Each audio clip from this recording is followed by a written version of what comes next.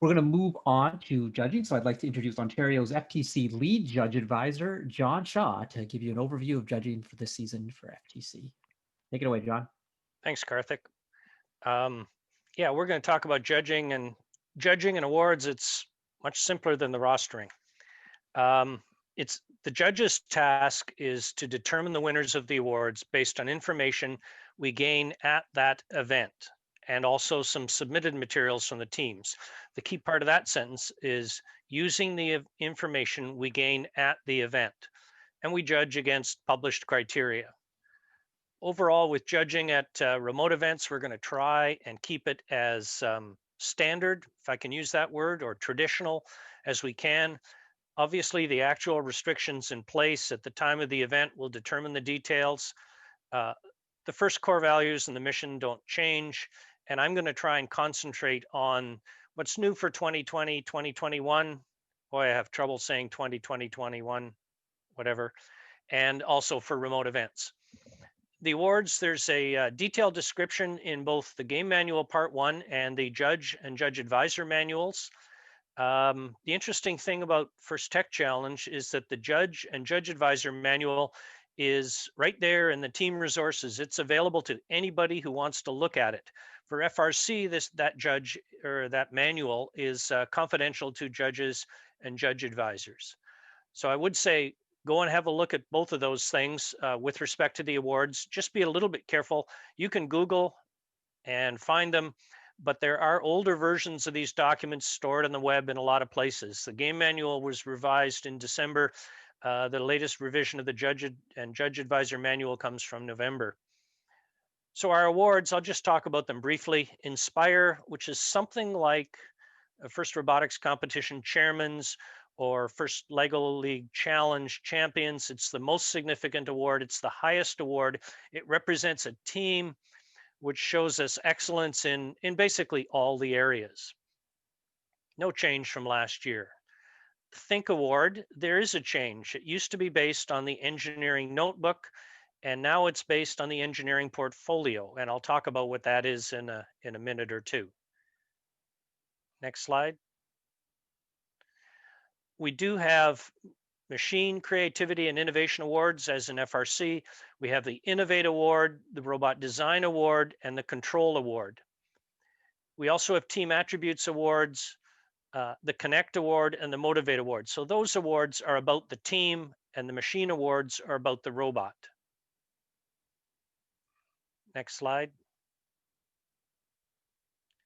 The engineering portfolio is a 15-page, which would mean if we were doing it all on paper, 8 pieces of paper, I guess one blank piece, one on the back.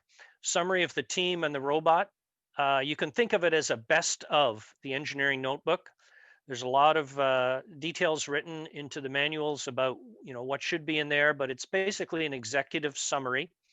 The Think Award is based on this document, and all the other awards require that this document be submitted.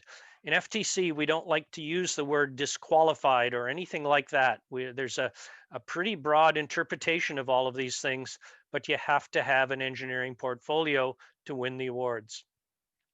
The engineering notebook, which is as in the past, and hopefully the teams use that as a tool to allow them to develop a team, develop a strategy, develop their robot.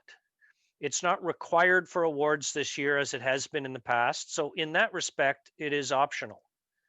However, if the judges need more information, it acts as a good resource for them. So if there are 2 teams that are very close for an award and one submitted an engineering notebook and the judges can get the information they need, then that team would have potentially an advantage. We also have the Control Award. There's a Control Award submission. It's a form. Last year, you would have handed that form in at the first interview. Now you will submit it online. And we're also requiring a video of the control aspect or feature that you are applying for the award. The video is not, quotes, required, but it would certainly be an advantage to a team to submit a video. it really does help the judges understand that what is being described in the submission form actually works. Next slide. There's another new feature this year. For the last few years, FTC has not been providing any feedback from the judges to the teams. And we're trying a method worldwide, and we're using the form, the judge feedback form, or technically the request for judge feedback form. It's available on the FIRST website. Again, you can just Google it and find it. The judges only provide feedback to teams that submit this form. The feedback itself is a little bit like First Lego League, where some of the aspects of the team are given, it's sort of a rating from not demonstrated to excellence. The judges will provide that feedback on the form and they will deliver it to the judge advisor, who, along with the tournament director or tournament organizers, will forward the feedback to the lead mentor coach after the event. So it won't be provided at the event. And we have two other awards, which we did last year at our championships, and very successfully, I thought, the Compass and Promote videos. These are videos created, staged, produced by the teams, celebrating either what First Tech Challenge is all about, or celebrating their accomplishments, the accomplishments of their mentor. So one of them is for the mentors, and one of them is for First Tech Challenge in general. And we will be doing these at the Ontario Championships, not at either of the scrimmages or the qualifying events. Next. So before the event, and the method and timing will have to come from the organizer. Ultimately, there will be a hub which allows us to submit all these things. The engineering portfolio, I sort of tried to put these, well, they're not in priority, but the engineering portfolio is definitely the most important. The engineering notebook, if you can. The control award submission, again, is submitted electronically.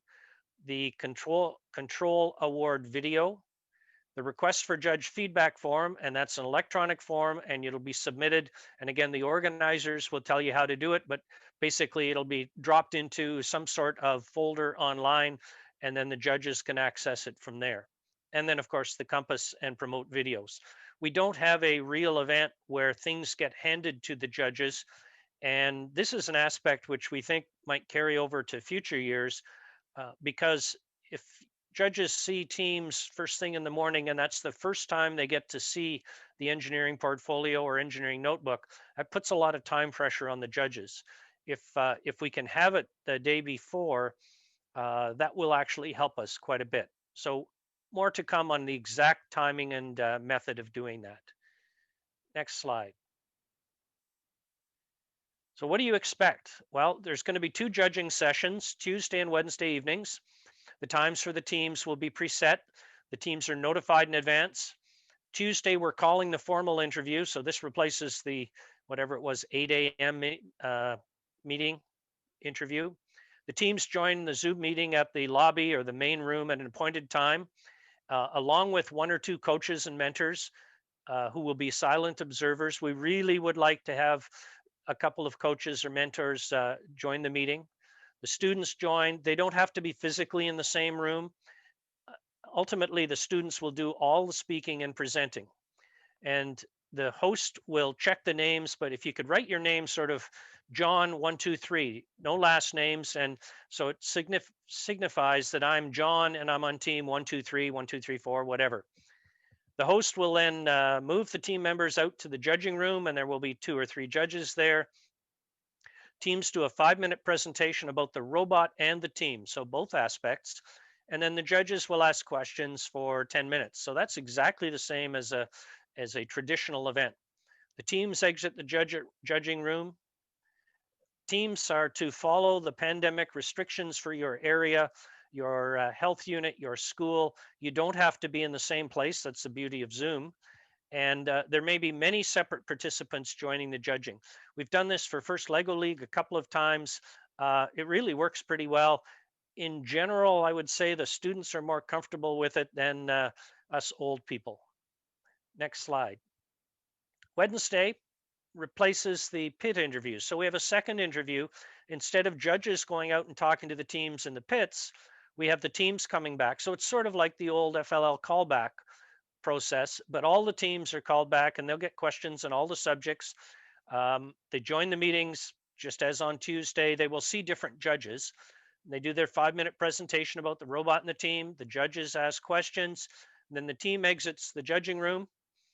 And Thursday, well, I've written Teams Day off, maybe not, but the judges will be deliberating and selecting the award winners, and the awards presentation will depend on the event, whether there is a Saturday gala or not. Depends on whether it's a scrimmage, the qualifier, or the provincials.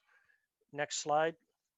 A couple of ideas. Well, okay, more than a couple. I can never just say 2 things.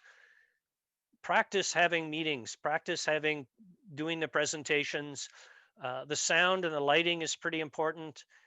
Practice answering questions. One of the problems with Zoom is you can't just talk and realize someone else is talking. Multiple people talking, cut each other off. A little bit of practice really can help that. Practice showing the robot. Photos, close-up views can be really powerful for the judges, or you can actually hold the robot right up to the camera. The judges will be watching everybody. Facts are important. Examples help a lot. And you may want to hand off from one person to another during the presentation. You may want to have one person holding up diagrams or something while someone else talks. There's as many ways to do this as there are kids on the team. Prioritize your efforts. Beyond getting the robot running, etc., the engineering portfolio is probably the most important part of the judging. Engineering notebook can be an advantage. The judge feedback form, I really recommend doing that. We'd like to know if that process works, if that process is valuable to you, and hopefully there's some information in it that'll be useful. And then the control award, if you don't submit, you can't win the control award. I think that's about all I have to say. Maybe there's a few questions. Thank you, John. Great presentation. We do have one question right now. Should the presentation on Tuesday be the same one as on Wednesday? Do you have a recommendation for the number of students presenting? So it's 2 questions.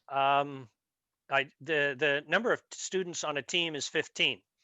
And normally for the formal interview, almost all the team members or all the team members would be there. With Zoom, that might be practical, might not be practical. You probably don't want everybody talking, but it's however many you can coordinate.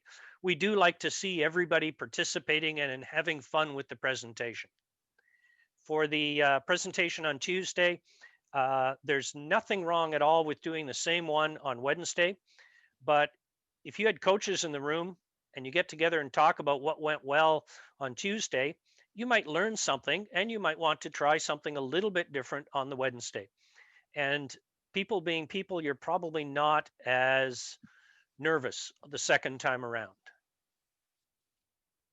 We have a really good comment in chat from Sarah Sills, one of our first senior mentors. She says, please stay COVID safe when presenting, separate locations, social distancing, and the use of masks. Yes, we saw that in FLL where only once or twice was there more than one student and they were brother and sister sort of thing.